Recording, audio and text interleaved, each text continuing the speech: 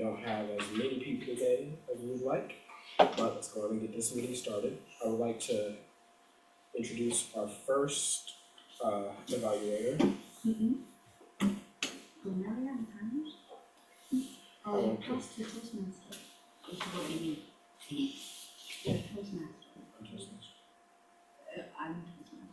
I'd like to introduce our Toastmaster, Miss Anna. Thank you, President Jefferson. President Jefferson. All right, let's get this party started.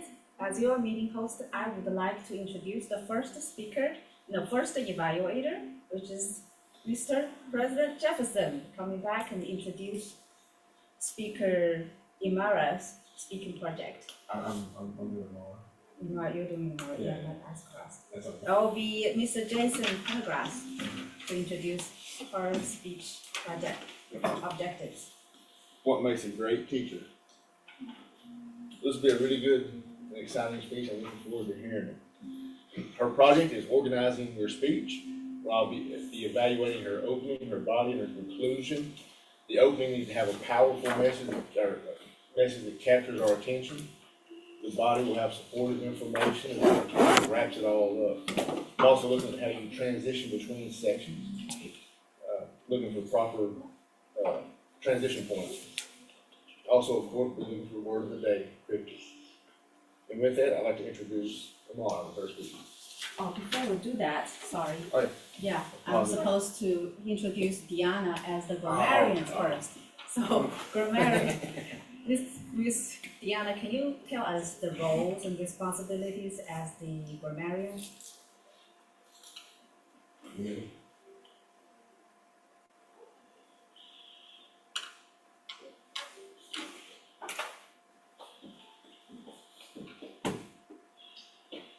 As grammarian, I will be counting your fellow words and use of the word of the day.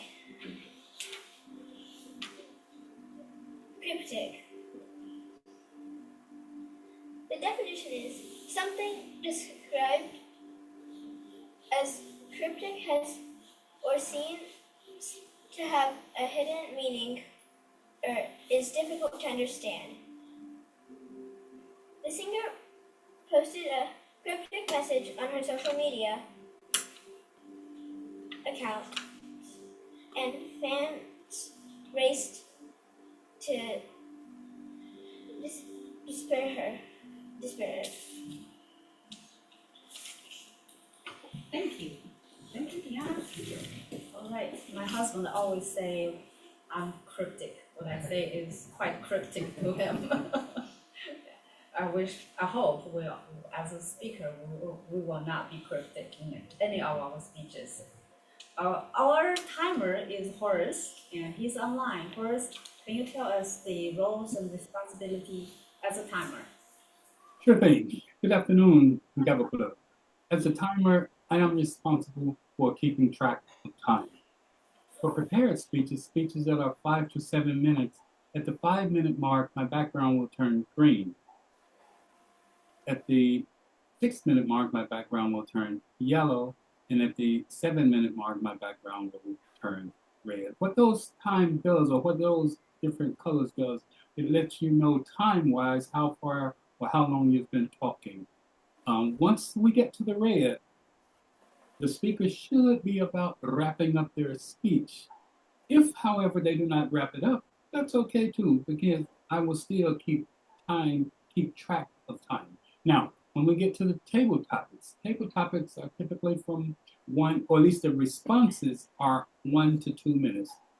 So when asked a question and the responder gets up to answer that question, responder, remember, once you start talking, the clock will start ticking. And once you've spoken for at least 1 minute, my background will turn green. If you haven't gotten to that green symbol, keep chatting, keep talking. And then if you're one of those people who just talk and have no problem, at 1.5 minutes, it'll turn yellow. And then at the 2-minute mark, it'll turn red. And you'll have about 30 seconds to conclude your remarks. However, if you are still got a whole lot more to say, just keep right on saying it. Then, when we get to the evaluations for the prepared or impromptu or the icebreaker speeches, whichever one it is, the same thing will happen. Evaluators have 2 to 3 minutes to conclude their remarks. So at the 2 minute mark, my background will turn green. At the 2.5 minute mark, my background will turn yellow. And at the 3 minute mark, my background will turn red. Evaluate. Know you have 30 seconds to conclude your remarks. Then, when called upon near the end of the meeting, I will give my timer's report. Back to you. Thank you, Horace. Now, let's get into our speaker session. Our first, we have already introduced Imara's speaking objectives. Let's introduce Imara.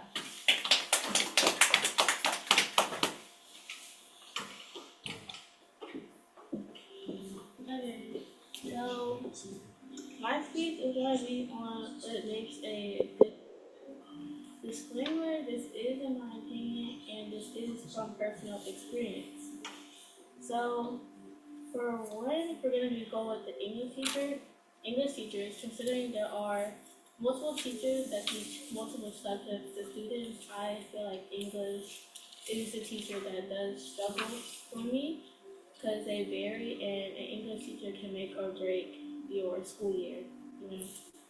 So, for one, I'll be comparing my 8th grade teacher, my 8th grade English teacher, and my current 9th grade English teacher. Even though the school year is not over yet, I feel like we've had enough time together to be doing this comparison. So, what makes a good English teacher, for one, to me, is about having the students comfortable and knowing exactly what to teach about the information, and to have a bookshelf that students can check out outside of school to read. So for both of them, they do have a bookshelf that you can check out. The teaching part, my 9th grade does not do that well of a job to me. We have been working on the same stuff, and she doesn't make the class that interesting. Don't really have a great connection with her. On the other hand, my 8th grade teacher, everybody loved him as a teacher, and the environment was super cozy. Like in the back of the classroom, he had a bookshelf where you could sit down on like different furniture pieces and read if you wanted to when we had time. And he knew how to make the class fun, and he also knew how to like make the class engaging also, even though schoolwork can be annoying and just like uncomfortable and boring at times, he knew how to make it fun. On the other hand, my current teacher kind of knows how to do it. We do station practices, which are not easier, but more funner than just sitting and listening to her lecture us about some 8-sentence paragraph. And time does go by faster when we do station practices rather than the other stuff. So she does have some points for that. She does make it kind of cozy. She doesn't turn on the big lights because a lot of students don't like it, especially at 8 o'clock in the morning. So that's a plus side. And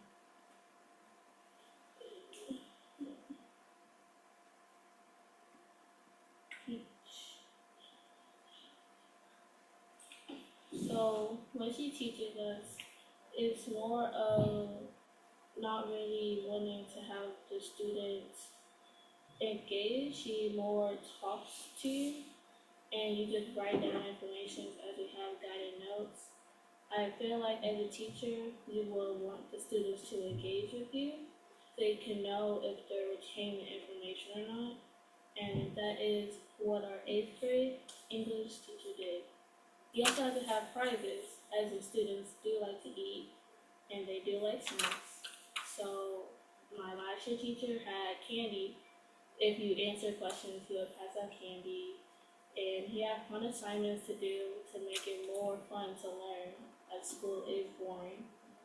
But my ninth grade teacher doesn't do that, so it makes it tend to have the class longer, even though they're all the same time. So, in conclusion, I feel like my eighth grade teacher is the best I've had as an English teacher in a long time because of how he makes the environment cozy and comfortable, how he teaches and makes the class actually fun and will want students to be in his class, unlike my ninth grade teacher.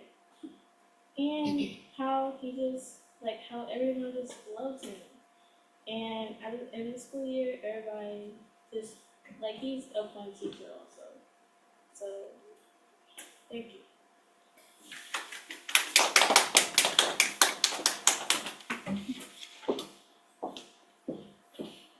Thank you, Imara, for that wonderful speech. And now that's something I need to think about, how to be a good and fun teacher, not a boring teacher, and not to myself. All right, our next speaker is actually myself. The first speaker, Gia, is going to be here a little bit late, so we'll put her as the third speaker. My evaluator is going to be Tim. Tim, Yes. can you describe the project objectives? Yes. So for your speech, you have told me that it is project number 4, how to say it, and the title of your speech is hold on tight to you. And for the objectives of the speech, you will be trying to use vivid descriptive words, and you also should pay attention to your words that you select in your argument. They should be colorful words that can get the audience to kind of see what you're saying. And you want to keep your sentences kind of short and simple, not too long and drawn out. You want to kind of use some rhetorical devices to emphasize your ideas and also eliminate any jargon and unnecessary words from your grammar. And for my evaluation, I'll be evaluating on how relevant your speech was, if you use simple, clear words, if your speech was clear and vivid with descriptive words, and if the words you use had multiple meanings or if they were used incorrectly, if they were short and simple, if you used any rhetorical devices, how did you use them, and if you avoided any unnecessary jargon. And then I'll also be evaluating how clear your purpose was and how organized your speech was. And that's how I'll be evaluating your speech. Thank you, Tim. My speech title is I will hold on tight to you. I will hold on tight to you. As you can see, I have my Minnie Mouse headband on, and you're probably wondering, what is she going to talk about?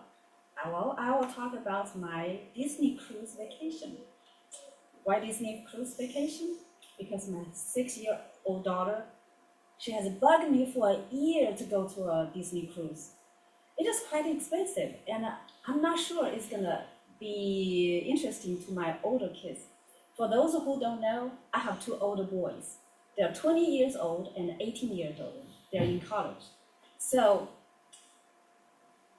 I did research. I found out actually Disney cruise offer a lot of activities for the young adults. In addition, the excursions are always interesting. So I booked it. Finally, I booked it. I booked the activity and also booked the excursion.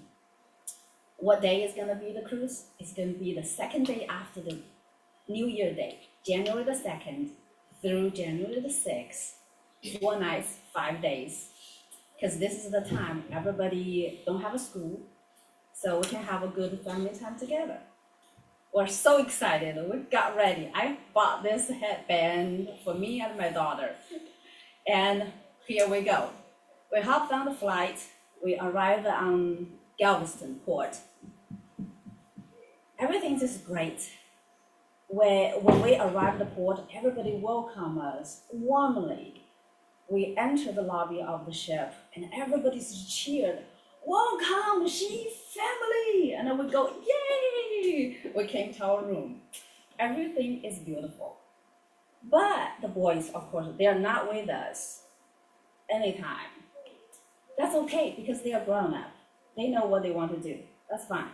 But I did tell them, have a dinner with your family every night so that we can take family pictures and have a good dinner together. Especially the last night of the whole cruise trip, where the Frozen musical is gonna be presented live in front of the dinner tables. Okay, that's the one we really wanna sit down and watch. First night, second night, third night, great. We all have dinner together. The fourth night, when we sit down, only Peter is there. So I asked Peter, what's going on? Where is Matthew? He said, he's sleeping. I said, it's 5 p.m. and he's sleeping? And he said, we had an argument. I want to watch a movie. He wanted to watch another movie. So I said, okay, you go ahead and watch it. So he watched it. Now, it's my turn to watch my movie, but he said he want to go sleep. I said, I don't care if you want to go sleep. I want to watch a movie. So I watched my movie. Now he's sleeping. I was speechless. And I thought, okay, at home you had your own bedroom, so okay, but now you have to share a room. Now you cannot get along with each other. At this moment, there is a family coming to the table next to us. There's something unique about this family. There's a wheelchair. Sitting on the wheelchair is a girl. Apparently, she's suffering from ALS, which is a disease that scientist Stephen Hawking died from. I saw her sitting on the wheelchair, her face leaning against the head of the wheelchair. Her eyes are open, but she was motionless. Pushing the wheelchair was apparently her mom. She's short, but she has a beautiful sequin dress on. She has a Minnie Mouse headband. Behind her, apparently, was the daddy. She's tall, muscling. When mom pushed the wheelchair beside the table, he came around and pushed the chair out for mom. She sat down, he sat down, and then they held hands together and started praying. After praying, the food came, and they started to eat, but occasionally they talk, they chat. There's a sparkle in their eyes, and the sweetness in their smile that make the whole thing just so lovely, so sweet. And I just couldn't get my eyes off from that family. Apparently, Peter noticed that too. Peter looked at me, and I looked at Peter. Peter dropped his head. I took up my phone, and I texted Matthew. Said, Matthew, come down and have dinner with your family. A few minutes later, he came down. At this time, the Frozen musical was in the full swing. When Elsa, Anna, and the snowman sing, I will hold on tight on you, I will hold tight on you, I will hold on tight on you. Matthew, apparently he noticed that, and he looked at me, he dropped his head. I didn't say anything. We happily had dinner together. The next day, we came back to the port. Matthew has to fly back directly to his college, and everyone of the rest has to go back home. But in the airport, before Matthew went out to the security gate, he came to Matthew and gave him a tight hug. Why I tell you this story? We all have families. Every family has an issue. But if we have some issue with our family, I just want to remind you, if you want to feel bad or say something bad or feel sad, instead say, I will hold on tight to you. Thank you.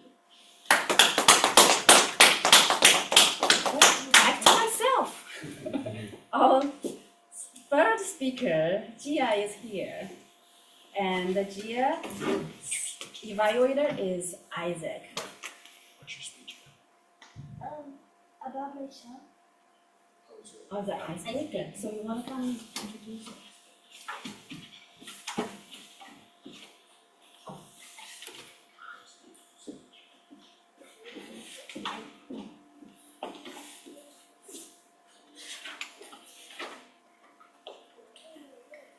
Alright, so I will be Gia's evaluator for the day. And Gia is currently working on her first project, her icebreaker for the folktale. So, the icebreaker can be any type of speech, story about yourself, what you like. It's just your introduction to us as a speaker. Now, the following things you want to keep in mind is to choose a simply constructed speech, reduce the number of characters in your speech to a minimum, as you could confuse your listeners, and eliminate parts of the story that aren't necessary to the plot. Yeah, you can go. You like them up.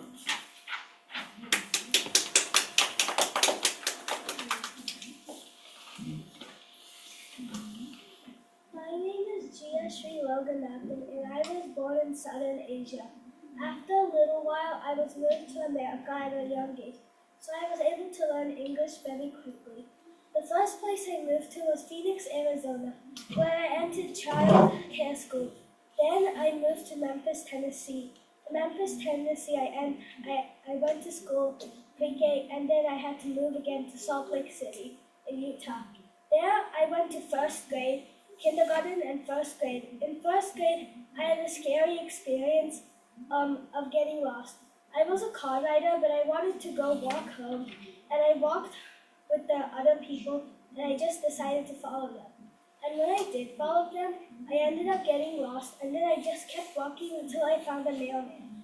And then the mailman, I asked him how to get home, and he just called 911. So then the police car came, and then they took me back to my school. And then my dad was there, and he looked very angry, and then I ended up getting slapped. Then I got to go back to school, and I continued. Then I had to come back to Tennessee. So I started in Tennessee, then I came back to Tennessee, but this time I was in Collierville. I didn't really have a lot of friends, so I ended up just focusing on studies and continuing my school like that. Then I got a transfer in 5th grade, and I got to go to a Memphis school, and I got a lot of friends there, and it was a group of 7, and I had a lot of fun with them. We even got to go on a trip by myself and my friends to DC, and my parents went there, and I got to buy my own things, and I got to have a lot of fun. Then I got to go to 6th grade. It's also a Memphis school, and it was White Station. And the teachers were very strict, and I only get to see one of my friends, but I still had a lot of fun.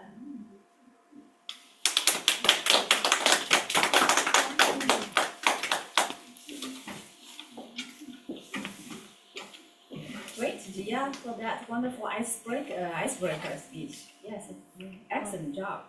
All right, our next session is table topic master, which is also Gia. Oh, Judith, yes, right, Judith, yeah.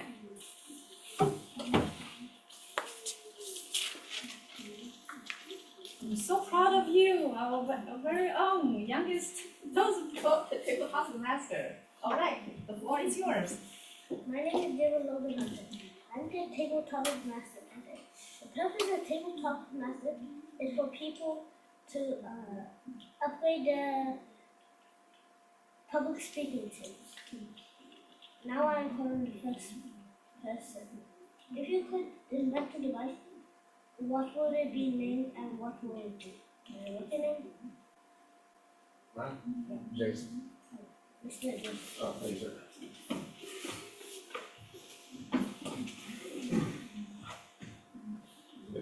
If I could invent something, what would I call it?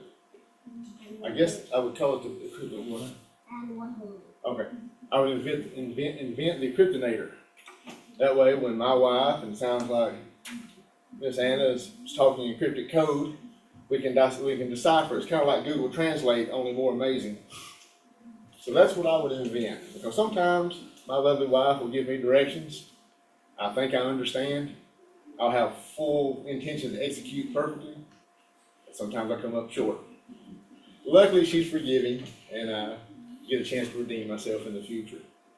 That's the invention I would invent, the kryptonator.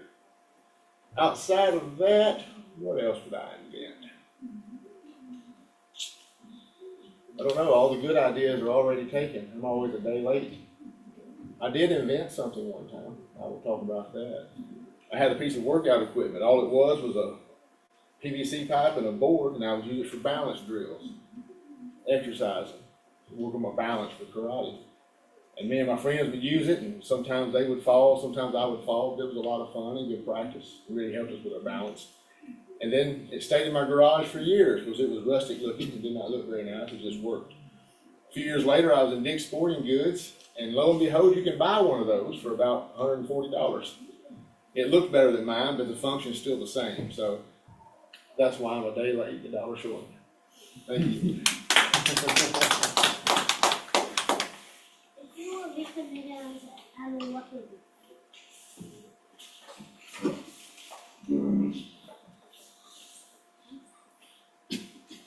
If I were reincarnated as an animal, it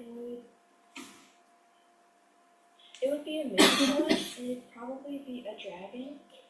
The first reason is I could fly, which is something I've always wanted to do, not in airplanes, but in the sky like birds.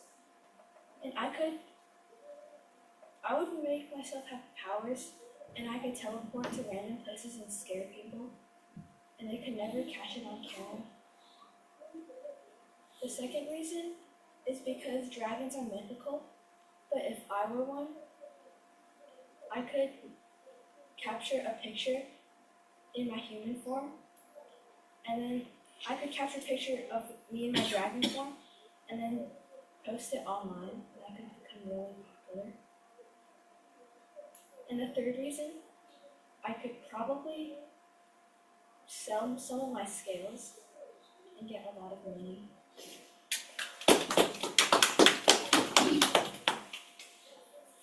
If you could play soccer or if you could be a famous soccer player or a baseball player, which one would you be? Is it Isaac? Yes. Now, the question is, if I could be a famous soccer player or a famous baseball player, which one would I be? Now, this is hard for two reasons. One, I've played soccer before. I already know how the rules work. I know how to play it, and I'm decent at it. So I could easily pick it right back up, go pro, work out, and be the next Cristiano Ronaldo or Lionel Messi. But baseball is an interesting sport because there's a lot of running to it, and best of all, you get to hit stuff. And one thing about boys is they love to hit stuff, especially with sticks. So it would be really fun to just stand in the middle and to just stand there and just absolutely swing the heck out of a bat to a ball and just hope it flies as far as possible. I really enjoy that. There's also the running aspect. Every first base. You know more about it than me. I see. So it's also a racing aspect to baseball. You gotta race to the bases before you get hit with the ball. Every single boy loves a race, do they not? So, in order to try something new and broaden my sporting portfolio, I would choose to be a Major League Baseball player.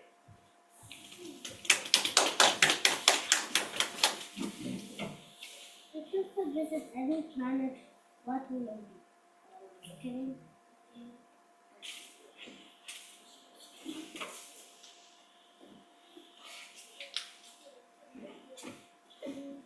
If I could visit any planet, I would choose Mars. I could be the first person on Mars and become almost as famous as Neil Armstrong. I would want to go to Mars because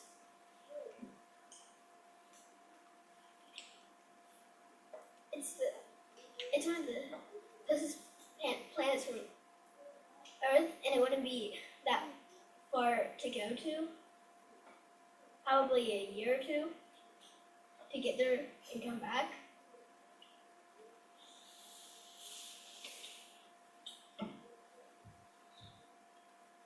And it would be cool to go out of the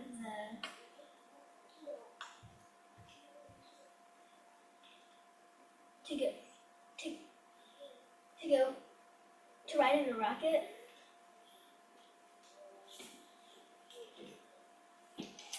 And get a Mars. Thank you, Jess.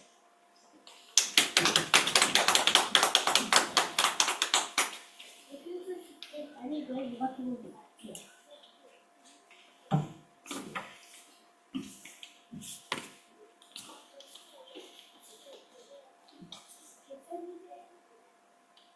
If I could skip any grade, I would skip 6th grade because I don't really like the teachers in my 6th grade, and she gives us neopods with 55 slides every time.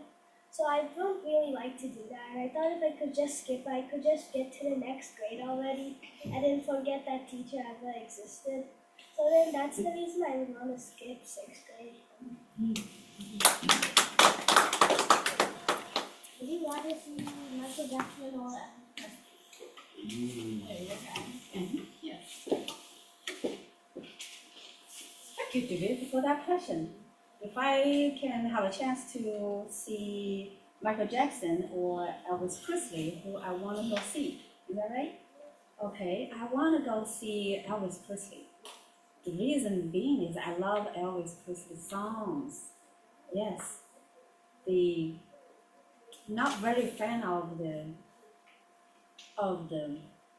electrical sound of Michael Jackson's song, but I still like him. But anyway, I like Elvis a lot better, and I would love to see what make him is such a big star at that time. Because a lot of people can sing almost the same kind of music, but he has some extra ability. For example, the way he engages his audience on the stage, that is none of the other entertainers can do. He just has this special talent that can instantly connect with his fans, his audience. If you watch his movie, you will see he is not a very good actor, but when he sings, he light up. So apparently he has something that's very special with music, and I just wonder how he got that, and I'm just curious to ask him these questions. So Elvis Presley, that's definitely my choice. Thank you. if you find one teapot with a dream inside that could grant you 3 wishes on one end of a balance scale and a pile of money on the other side, and the second you touch one, the other disappears. Which one will you choose? And what will you?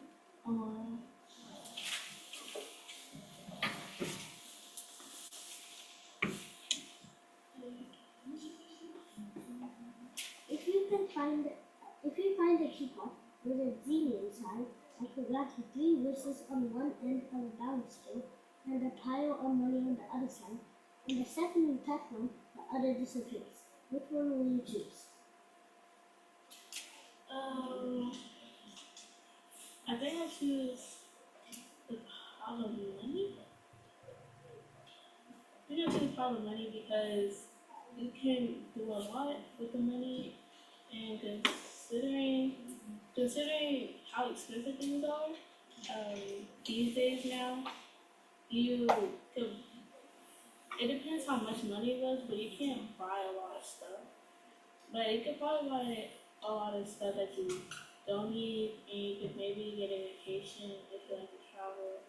I like to travel, and you can, I don't know, you can do a lot of stuff with like a pot of gold and sell it on like basic marketplace or something, or pawn it and get some money out of it. Do you see with a 7 outfit? I think,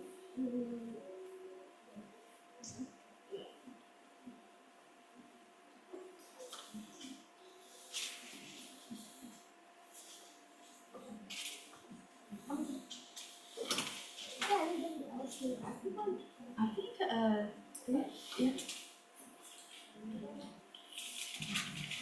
If you could change one thing in the past, what would it be? You have to be a little louder. You're not hearing. So did you call on me?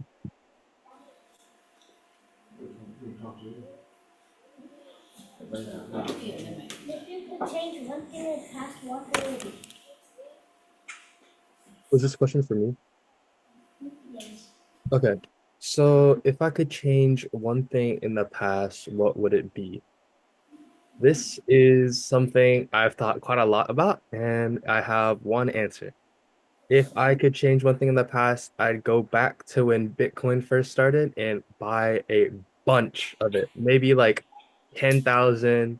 Back in when it was like when if $1 could get you like thousands of Bitcoin, I'll buy like 10,000 Bitcoin. So then now I would have like what around a few million Bitcoin. And then even now when Bitcoin's like kind of low in price, about 30,000, 40,000, I'd be like a more than a billionaire. I'd be like a trillionaire at that point.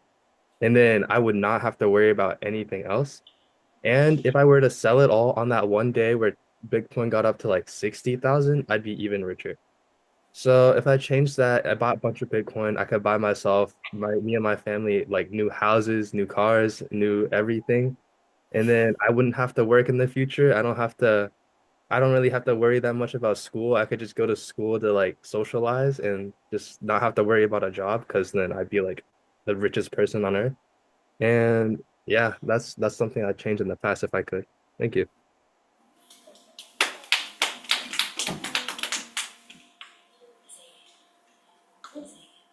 If you could make any device into a smart device, what would it be? Who's that question? Oh yeah. Voice. Xavier? Xavier? Horse. Guy in the corner. A horse? I could barely hear the question. Can you repeat the question a little bit louder, please? If you could make a device into a smart device, what would it be? Smart device. Smart devices. Smart devices. Not so smart people, but smart devices. I love smart devices because they are smart. Now, although I didn't quite fully grasp the question, I did hear smart devices. So I will take that and build a smart world to operate the smart devices. That way, there will not be any suffering because the smart devices will not allow for it. For instance, let's say you go into a grocery store, like I have done a time or two, and I have lost my wallet. Well, the fact that it's a smart device says, it doesn't matter, just put your finger here, and it takes my fingerprint, and it knows to charge me whether I pay for it or not at that moment. When I get paid from my job, the fact that my fingerprint has already been entered by the smart device in the smart grocery, then they will receive their payment. So I didn't hear the question fully, but I did hear something about smart devices. And I know I'm not exactly the smartest device, but I like smart devices. Thank you, and back to you, sir.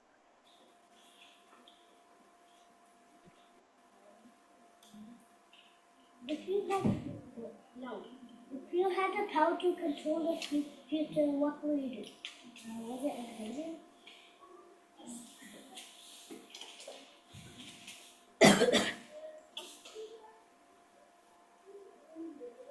That's me again? Compass. He couldn't hear. He probably couldn't hear. Yeah. Let's just ask and we can finish this. Oh, maybe go ahead. If you had the power to control the future, what will you do? We'll call David. David? You need to call Xavier. He doesn't hear you. Call his name. They're talking here, so that here. Xavier? Could you hear me? Repeat the question. Repeat the If you had the power to control the future, what will you do? The question is if I had the power to control the future.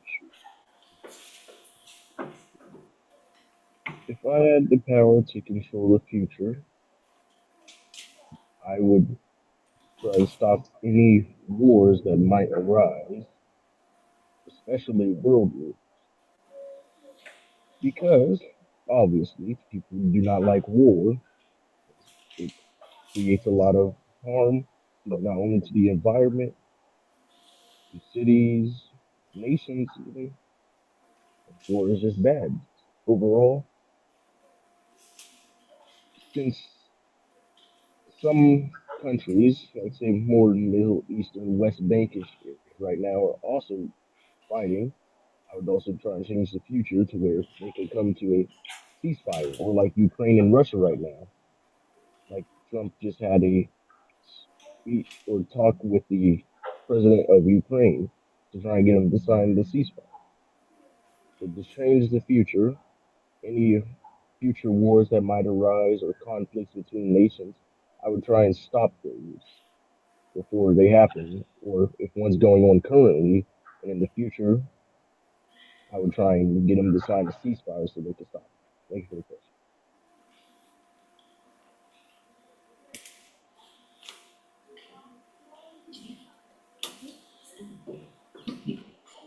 I will pass back to Toastmaster.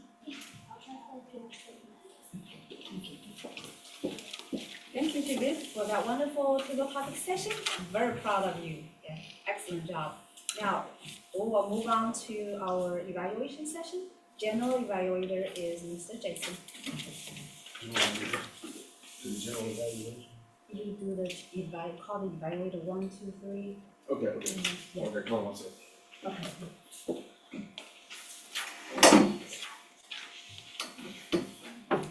I'd next like to bring up the first evaluator, myself, to evaluate Amara's speech, what makes a great teacher, with her project being organizing your speech.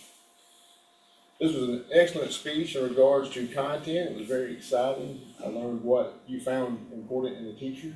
And I found it pretty neat that you use English teachers as your standard. That was probably my least favorite subject in school, and I did have some good teachers, but maybe if I'd had a great teacher sound like your ninth grade teacher, I might have loved it. Eighth grade, I'm sorry, eighth grade, thank you. Interrupted. Also, knowing that you like to read, I find it also very unique that you like a bookshelf where you can check out books as one of your criteria for a great teacher. So that's pretty awesome. And it makes sense considering you like to read. I thought you had a lot of good information in regard to your speech. You had definitely an opening, a body, and a conclusion. Your opening captured our attention. It let us know what the speech was about in regard to what makes a great teacher. Your body and your conclusion was aligned in a way, but it was more of a comparison between the teachers, right? So I would say maybe you look at the title of your speech, maybe that would be more of a comparison. But overall, the content was good. I just think you got a little misplaced on the flow there. So I would say it's easy to do. Once you write your speech, kind of take a 5,000 step view back and kind of look at it and make sure it's in congruence all the way through. But overall, good speech. I thought your transition, like I said, between each section really well. It was easy to follow in that regards. And your conclusion was really strong. It was really strong. It really wrapped the whole speech up into one bout we could really get the grasp. So I thought you had good supporting detail in your conclusion that kind of referenced back to the theme of that speech. So good job there. So overall, I'd say a really good speech. You seemed really prepared. One thing I noticed, and this is something I noticed between everyone that does this, when people come in with their notes on their cell phone, it's hard to see the screen small. And today you was struggling to kind of keep up with that, because it's hard to see up in the moment, right? So I understand that, and I've seen that with other speakers as well. So something to keep in mind, maybe you need to bring a paper with some bullet points or a 3x5 card or something of that nature. It might be easier to see, because the screen's hard, right? And I understand that. But yeah, overall, good job, Amara. I think you did a great job, and I look forward to hearing your next speech.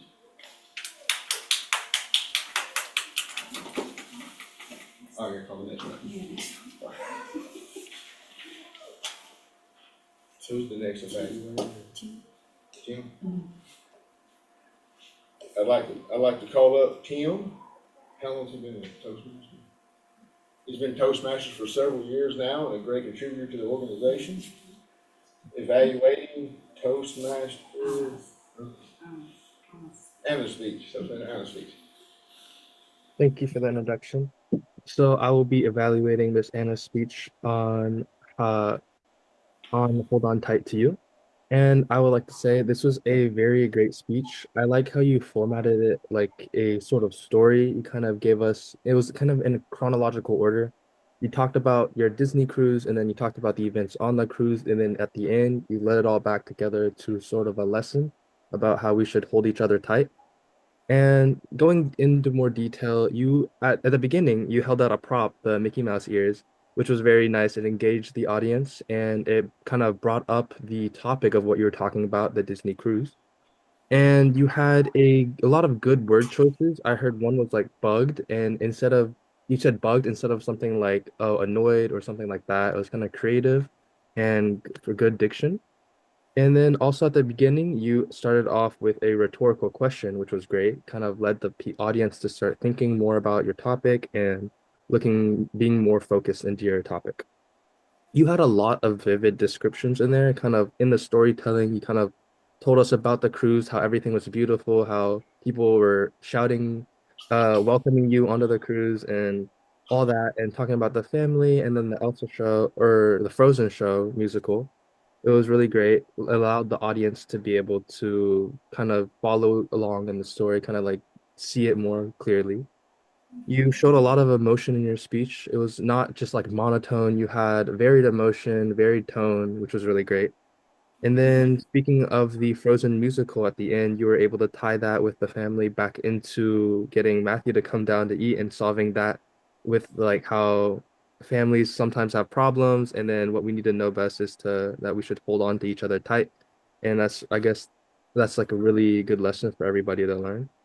And overall, I would like to say that this was a wonderful speech and that uh it was really relevant to the topic. You had good description, good imagery, a lot of good things like that. There's not much things I can critique. You had you didn't make drag on or have any long fragments or anything like that either. So I'd like to say overall it's a really great speech. Thank you.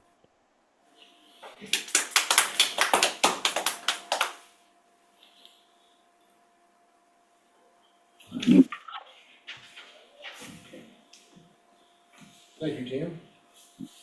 Next, I'd like to bring up our third evaluator, Toastmaster Isaac, to evaluate Toastmaster Gia. Thank you for that introduction, Toastmaster Jason. Today I will be evaluating Gia's first icebreaker speech, and overall it was a very good speech. It was an introduction on her school years, some fun experiences that she went through. I felt that it was really enjoyable. Now, some things I did notice was that, for one, you didn't stutter at all, which is something that I don't see much throughout speeches. So I'd like to give you props on that. It was clear. You didn't stutter at all. I could understand everything you were saying.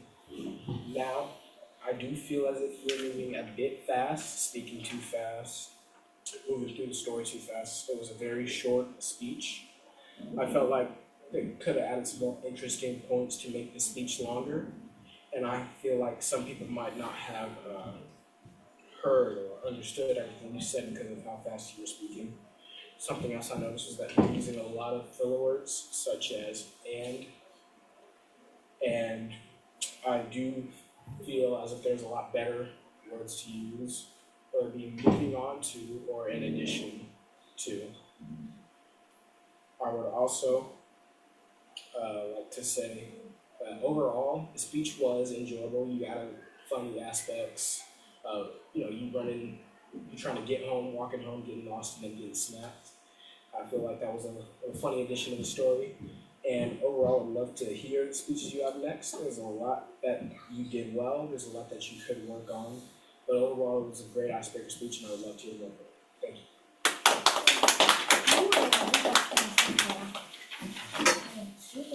Thank you, Toastmaster Isaac. Next, I'd like to pass it on to Toastmaster Horace with our timers report. Sure, thank you so much. Let's see. The first speaker, Emra, I think it was, is 5 minutes and 5 seconds. And this semester, Anna came behind her with the 6 minutes, 2 seconds. And Gia came behind with a wonderful icebreaker at 2 minutes exactly. Once we got into the table topic session, Jason spoke, I think, on invention for 1 minute 30 seconds. I didn't get the young lady's name next, but she spoke on powers and dragon for 1 minute and 3 seconds. Then Isaac came behind her with the soccer or baseball for 1 minute 21 seconds. Deanna spoke for 1 minute 3 seconds. Then Gia came back with a 24 seconds. I believe it was skip grade. Oh, she was going to skip a grade. But anyway, for 24 seconds. Then Anna spoke on Michael Jackson or Elvis for 1 minute 39 seconds. Tamara spoke for 1 minute. Tim spoke for 1 minute 13 seconds on Bitcoins. I came in at 1 minute 20 seconds.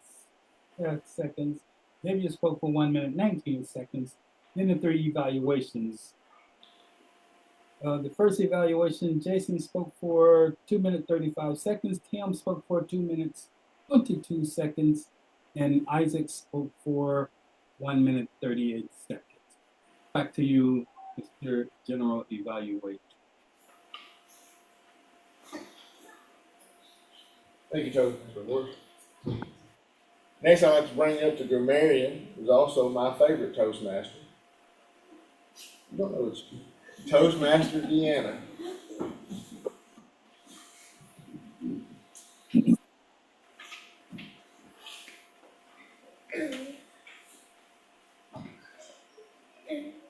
For the speeches, Lars had 5 filler words and no use of the word of the day. Miss Anna had 0 filler words and no use of the word of the day. Gia had 4 filler words and no use of the word of the day. My dad had 0 filler words and 1 use of the word of the day. Emma had 0 filler words and 0 use of the word of the day. Isaac had no filler words and no use of the word of the day. I had no filler words and no use of the word of the day. Amara, for table topic, had 0 filler words and no use of the word of the day. Tim had 0 filler words and no use of the word of the day. Horace had 0 filler words and no use of the word of the day. Xavier had no filler words and no use of the word of the day. My God again. For the evaluations, had no filler words and no use of the word of the day. Tim had 4 filler words and no use of the word of the day. Isaac had 0 filler words and no use of the word of the day. And did you do the game evaluation? That is all the. Your clues. Thank you, Toastmaster Deanna. All right, I close it. Do I evaluate the meeting? Do I have a- You had a meeting, Okay. it's just a 1 minute. Yeah, We're gonna move on to. We had a great meeting today. I appreciate everyone's involvement. We had some great speeches. We had some great table topics. I too missed the crypto train, so I'm still working because of that. During this, with absenteeism, we had to shift a bunch of positions, so I appreciate the members for stepping up and taking on roles they were not previously signed up for. And Toastmaster Anna, great leadership in driving that. That's a real world situation at work when people don't show up. The leadership team that puts strain on, they have to put people in positions to keep running the business. So Toastmaster Anna, great job in real world leadership. Also, great coaching moment when we were talking about introducing our members and bringing something personal to that interaction. So great coaching moment too. That really brought the meeting to another level when you did that. So thank you for that, and great job for everyone for their involvement. That is.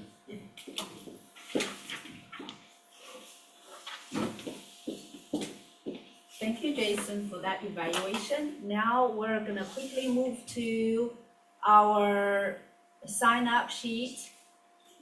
I'm